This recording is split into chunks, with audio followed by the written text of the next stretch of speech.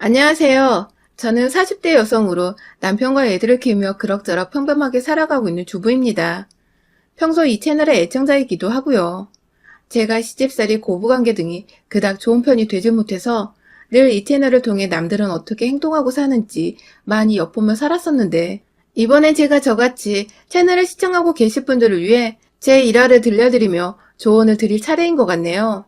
저는 정말 하나도 모난 거 없이, 부족한 거 없이 어릴 적부터 좋은 부모님과 좋은 환경에서 자랐습니다.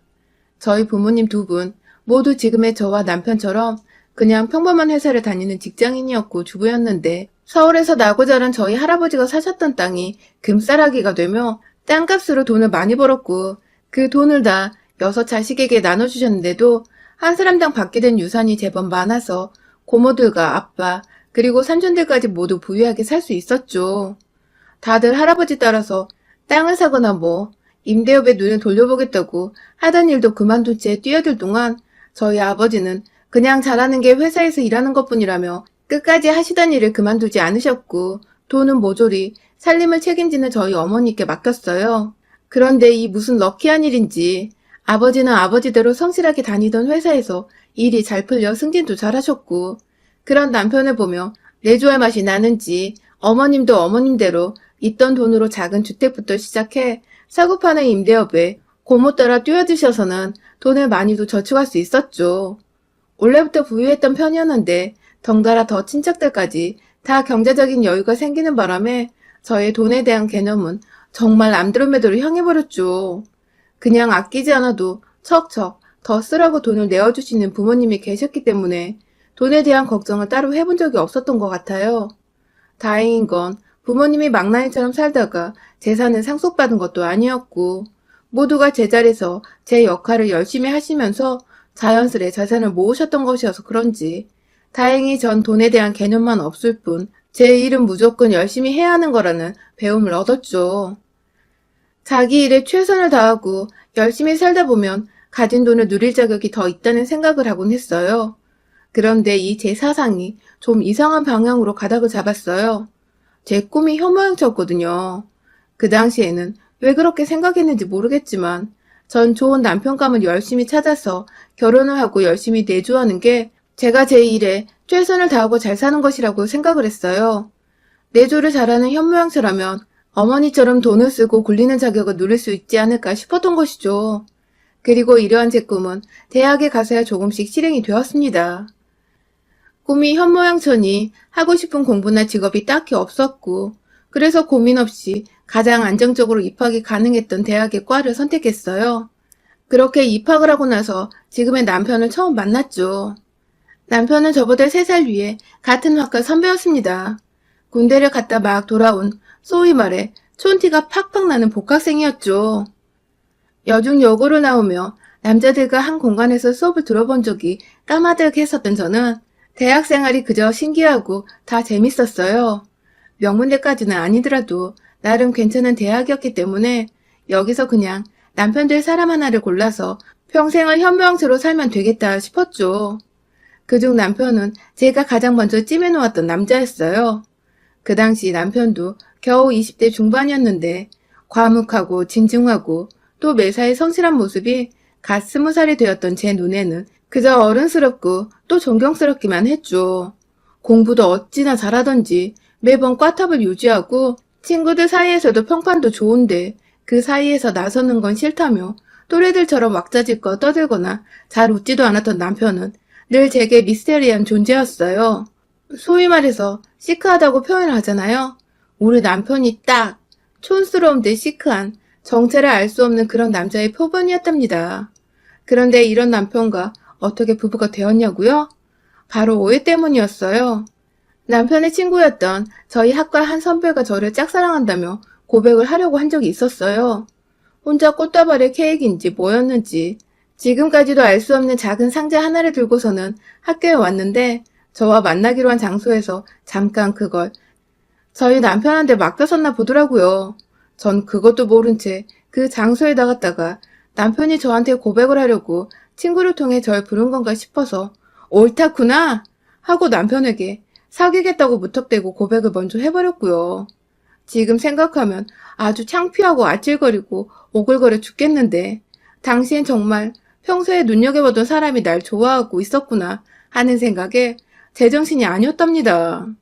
뒤늦게야 저에게 고백을 하랬던 선배가 나타나 다 정정을 했지만 제 마음은 이미 선배가 저를 좋아하는 게 아니었다는 실망감으로 먹구름이 가득 껴 있었고 어찌저찌 불편한 기색을 내비치며 학교를 다니다가 그런 제가 신경이 쓰였는지 먼저 다가오던 남편과 술 몇 잔을 마시면서 사귀게 되었어요.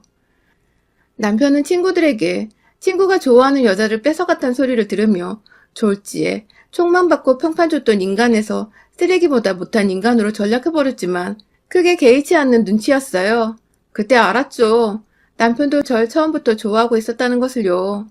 그렇게 저희는 친하게 지내는 대학 친구들이나 선후배 하나 없이 외로운 커플로 지내다가 남편은 먼저 졸업을 해서 취업을 했고 저는 혼자 학교를 다니기 힘들다며 무턱대고 휴학을 하고서는 잠깐 어학연수를 다녀왔다가 다시 복학하고 졸업을 했어요. 졸업한 이듬해 꿈에 그리던 현모양처가 되고자 장거리 연애까지 무사히 견뎌낸 남편과 결혼식을 올렸고요. 모든 게 참 순조롭고 또 재미있게 흘러갔습니다. 좋아하는 사람과 함께 살면서 그 사람의 뒷바라지를 해준다는 건 힘든 것도 있겠지만 전 사실 너무 재밌었어요. 제 손을 거치지 않은 곳이 없는 남편의 모습에 아침마다 출근을 시키며 어찌나 뿌듯하고 행복하던지. 그렇게 신혼생활만큼 평생토록 우리 결혼은 늘 행복으로 가득 차 있을 것만 같았죠. 하지만 제가 너무 어렸던 나머지 간과했던 것이 있었습니다. 바로 시댁이었죠. 대학을 다닐 때야 너무 어렸던지라 남편과 서로의 부모님을 만나고 인사를 드린다는 생각 자체를 하지 못했어요. 챙겨야 할 의무도 못 느꼈었고요. 그러다가 자연스레 어학연수를 가게 되면서는 장거리 연애를 하다 보니 당장의 애인인 남편과 연락을 한번 하기도 벅차 다른 식구들 생각은 전혀 못했고요. 그 후 한국으로 돌아와 결혼 얘기가 나오면서부터 자연스레 서로의 가족들에 대해 알게 됐고 또 소개시킬 자리를 뒤늦게 만들게 되었는데요. 당시 시어머님은 제가 남편과 오랫동안 연애를 해왔는데도 이제야 인사를 하러 왔다며 조금 뼈류통에 계셨답니다. 전 말씀을 안 하시길래 식사하는 내내 그걸 모르고 있다가 뒤늦게 남편이 계산을 하러 혼자 나간 사이 뒤에서 절 붙잡고 말씀해 주셔서 알았네요.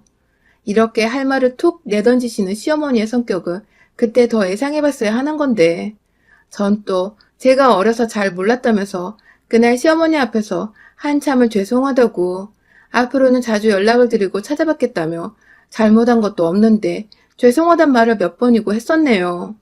그 후 전 정말로 결혼식을 올리기 직전까지 시어머니께 자주 연락을 드리며 밖에서 밥을 먹던 카페를 가던 자주 만나 뵈었고요. 그런 제 정성에 시어머니도 좀 기분이 좋아지셨는지 남편에게 말을 잘 해주셔서 남편이 오히려 절 더 많이 사랑해주고 고마워해줬죠.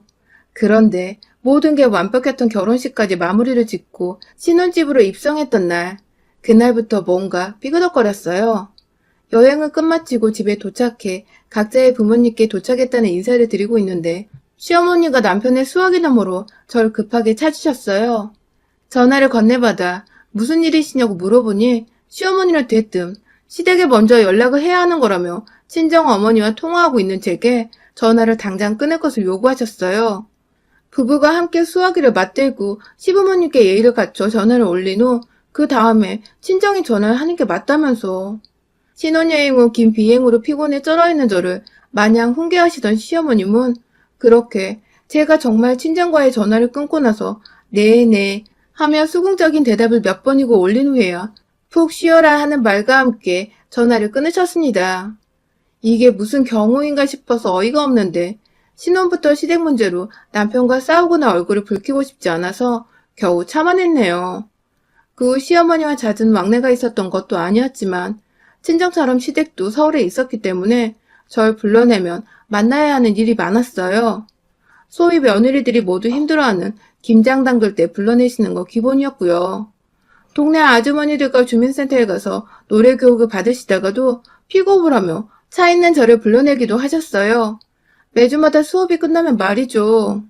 상견례하고 결혼식 할 때 저희 부모님 옷차림이나 하객들의 수준을 보셨는지 재산도 딱히 없으셨고 변변치 않은 직장을 다니는 것도 아니셨던 저희 시아버지와 시어머니는 그날 많이 기가 죽어 계신 것 같았었는데 결혼을 하고 나니 돈 많고 잘난 며느리를 뒀다며 제 덕을 아주 톡톡히 보려 하시더라고요.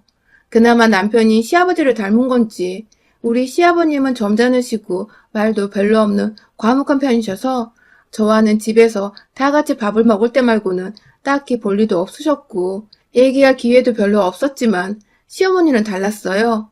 잊을만 하면 전화가 와서는 주민센터 픽업을 마주라 하시고 잊을만 하면 뭐가 먹고 싶다면서 데리러 와달라느니 혹은 차려놓으면 저희 집에 오겠다는 말을 하시며 마주칠 일을 꾸역꾸역 만들어내셨죠. 전 이게 다 며느리가 생겨서 어머님도 신이 나니까 그런 거라 생각했어요. 이렇게 다가오는 게 어머님 또래분들의 방식이라 생각을 해서 웬만하면 다 들어드리고 맞춰드리려고 노력을 했죠. 딱히 금전적인 걸 바라는 것 같지도 않았기 때문에 이 정도 인사치레를 하면 왕래하는 정도는 거뜬히 해드리겠다고 마음을 먹었어요. 신혼 초에만 이러다 마실 거라 생각을 했으니까요. 그런데 제 생각은 완전히 빗나갔어요. 그로부터 애를 가지고 낳기까지 무려 7년이 넘는 시간 동안 우리 시어머니는 참 한결같이도 절 달달 볶으시면서 찾으셨습니다. 저희 집이 시댁과 아무리 차를 타고 가도 최소 30분 정도는 걸리는 거리인데 시어머니는 그런 수고와 노력은 생각은 안 하시는지 가까운데 바쁜 척하지 말라는 말과 함께 절 불러내신다든지 저희 집에 오고 싶은데 차가 마땅치 않으니 데리러 오라며 제가 왕복으로 시댁에 갔다가 어머님을 모시고 다시 저희 집으로 오는 등 불필요한 시간 소모를 많이 하게 만드셨죠. 제가 결혼은 빨리 했지만 임신은 좀 늦게 한 편인데요. 겨우 얻은 아이라 시어머니도 조심스러웠는지 임신했을 때에는 전처럼 잘 불러내시진 않으셨지만 무턱대고 저희 집에 찾아오셔서 제가 잘 먹지도 않은 반찬거리들을 만들어 오신다든지 그러다 남편도 저도 아무도 그 반찬을 먹지 않고 남겨두면 시어머니 정성 무시하는 거냐며 남편까지 불러내 저희 앞에서 만들어 온 건 제때제때 해치워 놓으라고 잔소리를 하기도 하셨습니다. 안 만들면 시간도 절약되고 저희는 억지로 안 먹어도 되고 좋은데 시어머니는 굳이 저와 남편이 사는 모습을 보고 싶다는 이유로 집에 일거리들을 만들어 오곤 하셨죠.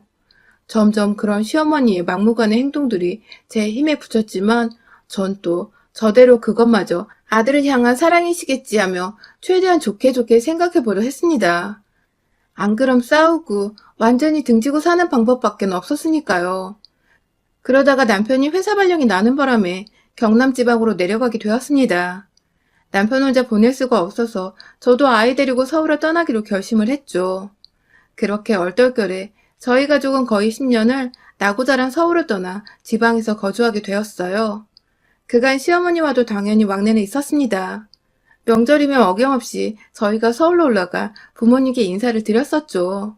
하지만 그것 말고는 시어머니도 거리가 부담스러우셨는지 절대 먼저 저희 집에 찾아오신 적이 없었습니다. 그렇다 보니 그 10년이란 시간 동안은 제게 오히려 자유스러웠고 또 편안히 제 가족들에게만 몰두할 수 있는 시간이었어요.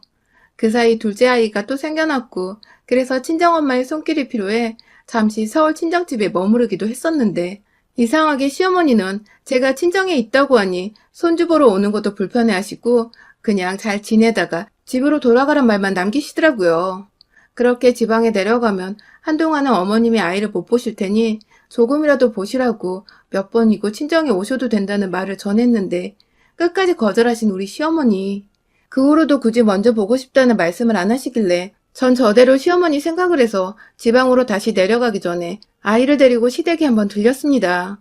그런 저와 아이를 보며 무지하게 반가워하시던 시어머니를 보니 저도 마음이 편안했고요. 그러다가 한 3시간 정도 후 곧장 KTX를 타고 지방으로 내려가야 해서 내려가려는데 시어머니가 나서는 제 뒤에서 뜬금없이 그러시더라고요. 인정머리 없는 년이라고요. 처음엔 잘못 들었나 싶어서 뒤돌아 물으니 썩 꺼지라는 말과 함께 홀로 안방으로 들어가셨어요. 옆에서 같이 당황해하던 시아버지는 애써 무시하란 말로 애두르며 절 황급히 밖으로 내보내셨고요. 기차 시간에 쫓겨 어쩔 수 없이 그냥 시댁을 나오긴 했지만 한 달 내내 기분이 나쁘고 찝찝한 마음을 지울 수가 없었어요.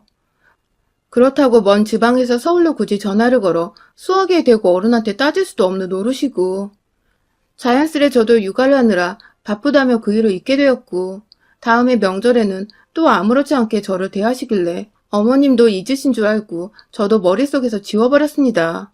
그러다 올해 저희가 다시 서울로 올라오게 되었어요. 지방에 한번 내려갔다 3, 4년 후엔 다시 서울로 올 줄 알았는데 자꾸만 서울 발령이 다시 미뤄지고 기다리다 거의 10년이 지나고 나니 저희도 마냥 이렇게 살 수 없겠더라고요. 저보다도 아이들 교육을 생각해서 더 많이 고민을 했던 남편은 결국 일을 그만두기로 결심했고 마침 중소기업을 운영하고 있던 친구가 서울에 있어서 그 회사로 이직을 하게 되었습니다. 월급이 줄어드는 경제적인 부분은 제가 친정으로부터 받을 재산이 있기 때문에 먼저 남편에게 걱정하지 말라며 오히려 남편이 직장을 그만두는 것에 찬성을 했어요. 그렇게 홀가분하게 지방에서의 모든 삶을 끝마치고 다시 서울로 올라온 그날, 그간 전세를 주고 있어서 다른 사람이 살고 있었던 저희 집을 새로 싹 인테리어 시공을 하기로 했죠. 그래서 저희 가족들은 모두 평수가 보다 넓은 친정집에 들어가서 임시적으로 살게 되었고, 저는 시공 중인 집을 왔다 갔다 하면서 전반적인 이사관리를 하게 되었어요. 남편은 퇴근 후에야 잠깐 이 집에 와서 같이 공사가 된 집을 보다가 함께 저와 친정집으로 가곤 했고요. 아이들 학교 전학시키고 다시 집수리하고 꾸미는 데까지 신경 쓸 것들이 정말 너무 많더라고요. 이걸 다 몇 주 사이에 빠르게 끝낼 수 있을까 싶어서 저는 아이들 학교 보내놓고 나면 방과 후까지는 친정 엄마한테 맡기고 온전히 집수리만 신경을 썼는데 며칠 전 시어머니께서 찾아오셨습니다.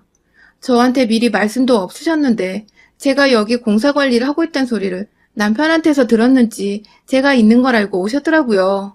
오셔봤자 죄다 공사판이라 마땅히 앉을 자리도 없는데 옆에 오셔서 팔짱을 끼시고는 집을 둘러보시던 어머님은 그렇게 반나절 내내 남편이 퇴근하고 집에 올 때까지 내내 제 옆에서 제대로 공시렁거리고 제 기분을 더럽힌 채 서성이셨습니다. 그냥 제가 서울 올라와서 곧장 인사를 드리지도 않은 채 친정으로 들어가기 때문에 화가 나서 그걸 표현 중이시란 생각이 번쩍 들더군요. 우리 시어머님은 그러고도 남는 분이시니까요. 저도 저 나름대로 바쁘다고 못 찾아뵌 건 잘못이었으니 눈치가 보였습니다.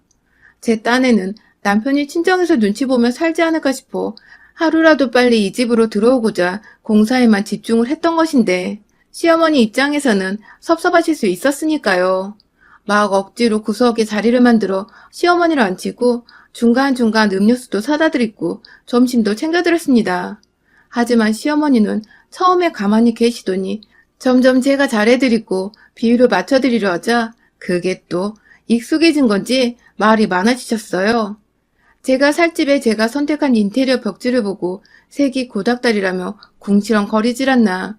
부엌에 저장 공간이 부족한 것 같아 선반 하나를 싱크대 위에 새로 달았는데 누가 거추장스럽게 부엌에 이런 걸 붙여놓느냐며 넌 애가 참 보이는 것처럼 센스도 없고 멋도 없다며 급기야 제 성격을 비하하기 시작하셨죠.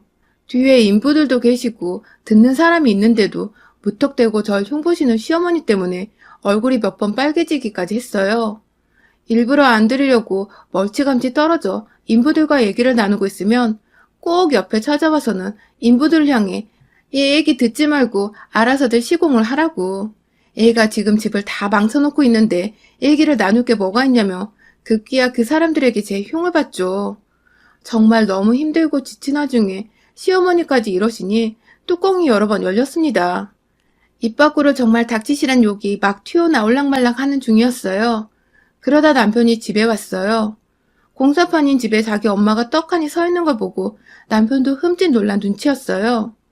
남편한테도 제가 어디 있는지만 들었을 뿐 집으로 가겠다는 말을 안 하셨던 모양이더라고요. 일단 남편도 왔으니 시어머니만 그냥 보낼 수는 없고 그렇다고 나가서 저녁을 사드리자니 시간도 늦었는데 집에서 마무리해야 할 것이 있어 빠듯하고 결국 집에서 함께 배달 음식을 시켜 먹기로 했습니다. 시어머니께는 언제든지 좋은 음식은 나중에 또 사드릴 수 있으니 일단 내일 출근을 해야 하고 또 집에 가서 봐야 하는 아이들을 생각해서 빠르게 저녁을 먹기로 했죠. 그렇게 식탁도 없는 집에서 바닥에 쭈그려 앉아 중화요리를 시켜 먹었어요. 혹시 몰라 어머님을 위해 고추 잡채에 중화 비빔밥까지 주문해서 인원수보다 좀 더 여유가 있게 주문을 했고요.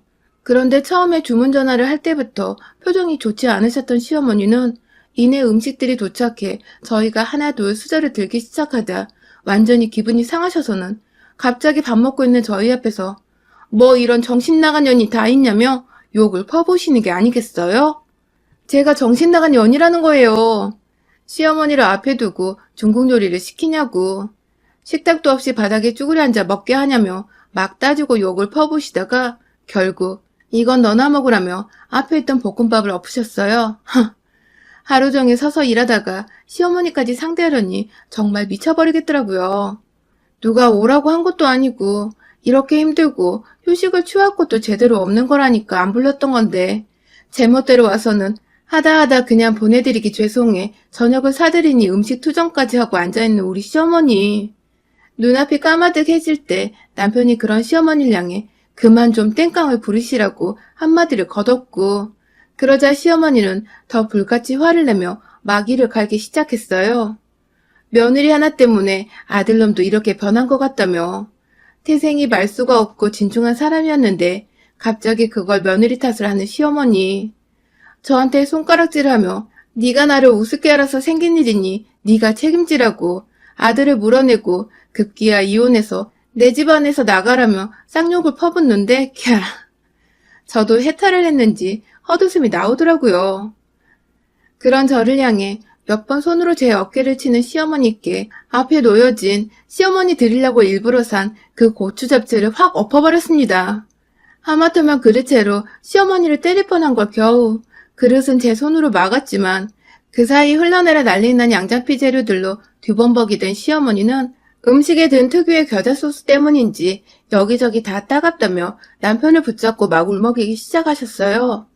이 상황에 그저 놀란 남편은 입을 떡하니 벌린 채 충격을 받은 표정으로 입에 자장면을 문 채 앉아있었고 전 그런 시어머니를 일으켜 세워 화장실로 들어가서는 샤워 수화기를 대고 시어머니한테 또 한 번 확 뿌려버렸답니다. 어머니, 겨자소스 시키는 중이니 참으세요? 하면서 확 물세례를 퍼부으니 이걸 싫다 할 수도 없고 그렇다고 겨자소스를 그대로 묻힌 채 있을 수도 없던 시어머니는 가만히 얌전한 강아지 마냥 서서 제 손에 몸을 의지하고 계시더군요. 그렇게 그날 시어머니는 반정신이 나간 채로 한마디를 더 하지 않으셨고 젖은 옷이 걱정된다는 남편의 도움을 받곤 시댁으로 무사히 가셨답니다. 저는 그런 시어머니께 냄새나서 같이 못 있겠다며 혼자 택시 타고 집으로 먼저 돌아왔고요. 나중에 남편을 통해 들어보니 시어머니는 가는 길에도 아들과 단 한마디를 안 나누셨대요. 집에 도착해서는 곧장 샤워를 하시고는 침대에 들어 누우셨다고 합니다. 그러게 그렇게 충격받을 거 좀 며느리한테 살갑고 친절하게 대하셨으면 그런 험한 꼴은 안 보셨을 텐데 왜 자꾸 안 해도 될 말을 해가며 귀한 집에서 쓴소리 한 번 안 듣고 자란 저한테 성질을 건드려서는 저도 몰랐던 저의 공격성을 확 끄집어내신 건지. 우리 시어머니 충격을 받으신 만큼 앞으로도 한동안은 좀 조심하시며 며느리와는 둘 수 있는 거리를 최대한 두고서 멀찌감치 떨어져 사시기를 진심으로 건강을 생각하며 조언드립니다. 여러분의 생각은 댓글로 남겨주세요. 오늘도 시청해주셔서 정말 감사합니다.